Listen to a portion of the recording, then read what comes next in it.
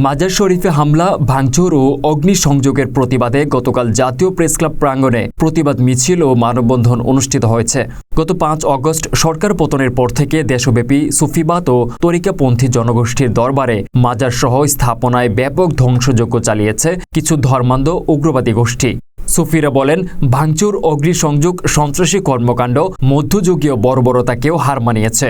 সকল মাজার ও দরবারে অগ্নিসংযোগকারী সকল সন্ত্রাসীদের চিহ্নিত করে দৃষ্টান্তমূলক শাস্তি নিশ্চিত করার দাবি জানান তারা, যাতে করে আর কেউ কোনো মাজার বা দরবারে এমন ন্যাক্কারজনক কাজ সংঘটিত করতে না পারে। এই ধর্মান্ধ উগ্রবাদী গোষ্ঠী বিভিন্ন অপপ্রচার চালিয়ে সাধারণ মানুষকে খেপিয়ে তুলছে বলে অভিযোগ ভুক্তভোগীদের। অতি দ্রুত সরকারের হস্তক্ষেপ কামনা করছেন তারা। প্রতিবাদ মিছিল ও মানববন্ধনে আগত সুফিরা বলেন, যারা মসজিদ মাদ্রাসা বানিয়ে এই সুফিবাদের বিরুদ্ধে, ওলিয়া উলিয়াদের বিরুদ্ধে যারা এই আমাদের মাজার ভাঙচুর করতেছেন, যারা ওলিয়া উলিয়াদের বিরুদ্ধে, তারা সম্পূর্ণরূপ জঙ্গি। তারা এক কথায় জঙ্গি। তারা কখনো মুসলমান হতে পারে না। তারা ইসলামের নামে, ধর্ম ব্যবসার নামে তারা জঙ্গিবাদ প্রতিষ্ঠিত করতে চায়। এই জঙ্গিবাদ কোথায় থেকে আসলো?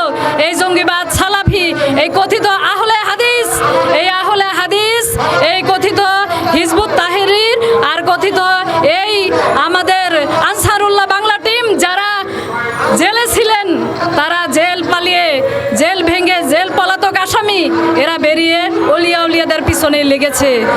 যারা মাজার ভাঙচুর করছে তাদের পরিচয় আপনারা গণমাধ্যমে পেয়ে যাবেন, ইউটিউবে পেয়ে যাবেন। যারা দেখবেন ইয়াজিদকে তারা কাফের বলতে নারাজ, যারা ইয়াজিদের মতবাদকে তারা বাংলা জমিনে এস্টাবলিশ করতে চায়, প্রতিষ্ঠিত করতে চায়, তারাই মাজার ভাঙছে।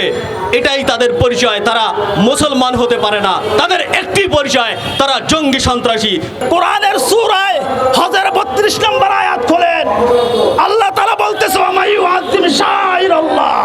আল্লাহ শাইরুল্লাহ যেগুলো রয়েছে এগুলোকে তাজিম করা, এগুলোকে সম্মান করা, এটা হচ্ছে ঈমানি দায়িত্ব।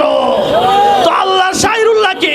বাইতুল্লাহ আল্লাহ শাইরুল্লাহ, রাসূলুল্লাহ আল্লাহ শাইরুল্লাহ, কালামুল্লাহ আল্লাহ শাইরুল্লাহ, ওলিউল্লাহ আল্লাহ শাইরুল্লাহ। এজন্য জগতে যতদিন মাজার থাকবে এই জমিনে ইসলাম থাকবে। জগতে যখন মাজার থাকবে না, জগৎ থেকে ইসলাম চলে যাবে। এই দেশে আপনার আমার সাথে আকীদাগত সমস্যা থাকতেই পারে। যদি না বুঝেন শতবার বুঝিয়ে দিব, যদি না বুঝেন শতবার বুঝিয়ে দিব। আর আমরা যদি না বুঝি আমাদেরকে বুঝিয়ে দেব।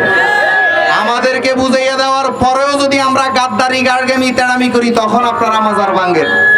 কিন্তু এর আগে বাংলাদেশের যে কোনো জায়গা বসে সমাধান না করে আপনাদের কাছে আমরা বিনীতভাবে অনুরোধ করি,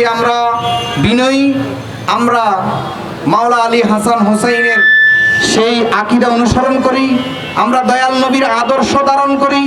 দয়াল নবীকে ইহুদি ছড় মারছে, দয়াল নবী ইহুদিকে জিজ্ঞেস করছে, বাবা তোমার হাতে কি ব্যথা পেয়েছো?